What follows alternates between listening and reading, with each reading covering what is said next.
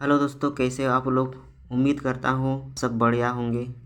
तो चलिए आज के वीडियो में हम देखेंगे 7th क्लास गणित के प्रश्नावली 2.3 के 6 नंबर प्रश्न से।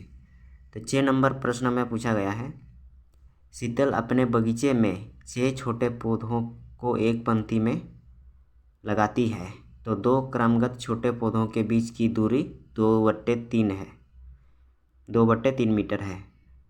तो प्रथम एवं अंतिम पौधे के बीच की दूरी ज्ञात कीजिए। यहाँ पर कह रही है कि शीतल अपने बगीचे में 6 छोटे छोटे पौधों को लगाती है एक एक पंक्ति में। तो 2 क्रमगत छोटे पौधों के बीच की दूरी 2/3 मीटर है।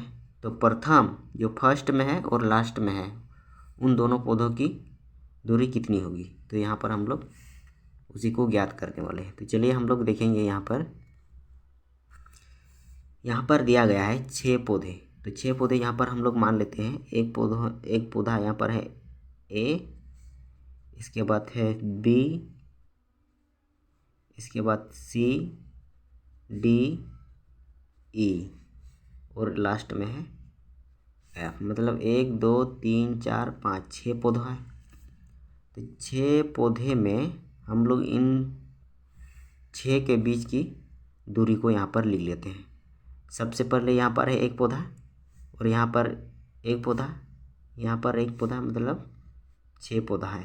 तो 6 पौधा यहाँ पर एक, इन दोनों पौधों के बीच की दूरी कितना है। तो यहाँ पर दिया गया है 2/3 और इसके बीच की दूरी भी है 2/3 और यहाँ इसके बीच की भी 2/3। तो मतलब 6 पौधों के बीच की दूरी 2/3 करके दिया है। तो यहाँ पर हम लोग देख लिए तो कितना है, 6 पौधा है। तो 6 पौधा में यहाँ बीच की दूरी कितनी है, 1 2 3 4 5 है। तो यहाँ पर हम लोग को फर्स्ट और अंतिम की दूरी को ज्ञात करना है। तो इसके लिए हम लोग क्या करते हैं, चलिए हम यहाँ पर देख लेते हैं। यहाँ पर है, यहाँ जो नीचे सबके भिन्न के नीचे में 3 है। तो इन सब का लॉस हम लोग निकालते हैं। तो इन सबों का लॉसो कितना होता है, यहाँ पर हो जाता है सबका लॉसो निकालने पर 3 ही होगा। लॉसो निकालने पर सबका 3 ही होगा।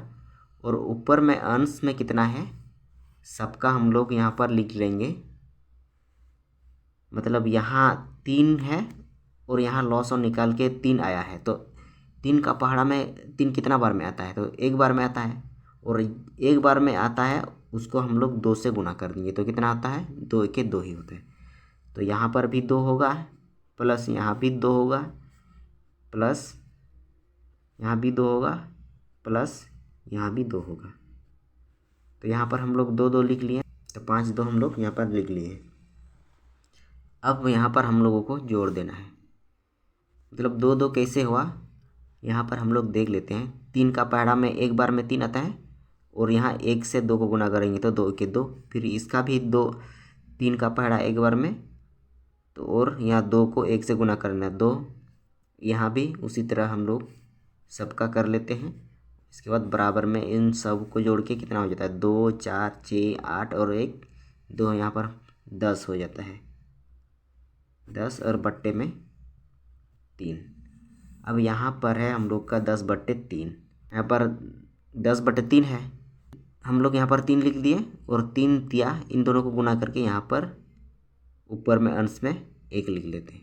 अगर समझ में नहीं आ रहा है तो हम लोग यहाँ पर इस तरह कर सकते हैं, 3 से भाग देंगे 10 को। तो यहाँ पर 10 को भाग देने के लिए यहाँ पर कितना बार में 10 भागा जाएगा, 3 बार में 9। शेष कितना बचा, 1 बचा।